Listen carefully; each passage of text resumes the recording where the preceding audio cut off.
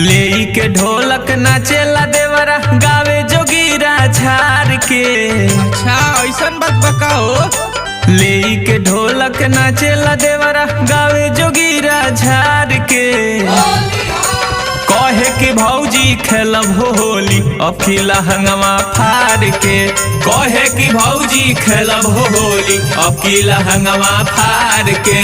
कहे कि भौजी खेलब होली अखिला हंगमा फार के।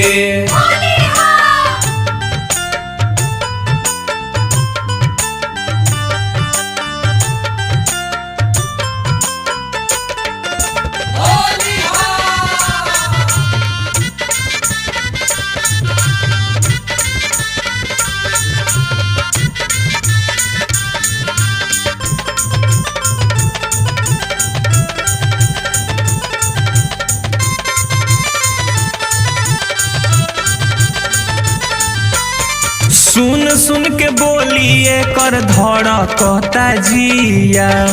केतना उपाय क के रही घर में पिया। सुन सुन के बोलिए कर धड़कता जिया। केतना उपाय क के रही घर में पिया। लागता कि रही हमके पेपर ऐसन फाड़ के। लागता कि रही हमके पेपर ऐसन फाड़ के। कहे कि भौजी खेलब होली अखिला हंगमा फार के। कहे कि भौजी खेलब होली अखिला हंगमा फार के। कहे कि भौजी खेलब होली अखिला हंगमा फार के।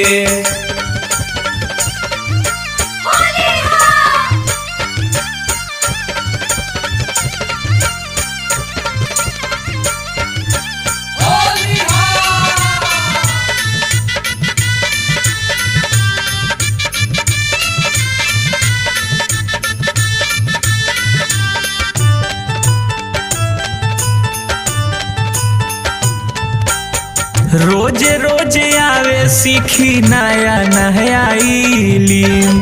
कहे भौजी चल हो देखाई तोहके फिल्म। रोजे रोजे आवे सीखी नया नया इलिम।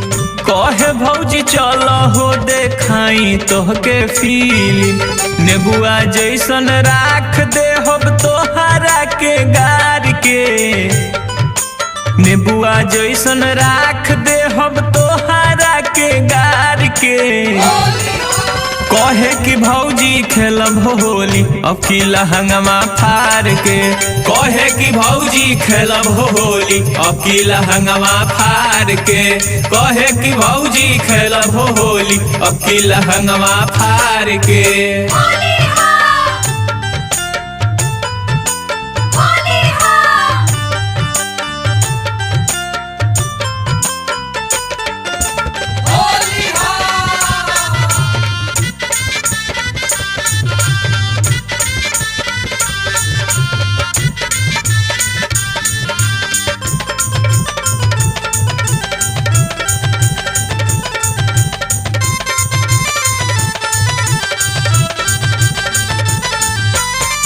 देवराऊ में स्वायतना भइल खुरा पाती।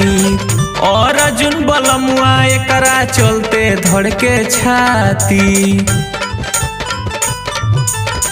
देवराऊ में स्वायतना भइल खुरा पाती। और अर्जुन बलमुआ एकरा चलते धड़के छाती।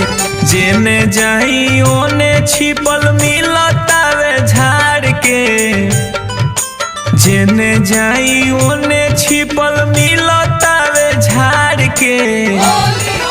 कहे कि भौजी खेलब होली अखिला हंगमा फार के। कहे कि भौजी खेलब होली अखिला हंगमा फार के। कहे कि भौजी खेलब होली अखिला हंगमा फार के। कहे कि भौजी खेलब होली अखिला हंगमा फार के। कहे कि भौजी खेलब होली अखिला हंगमा फार फार के कहे कि भौजी खेलब हो होली अब की लहंगवा फार के।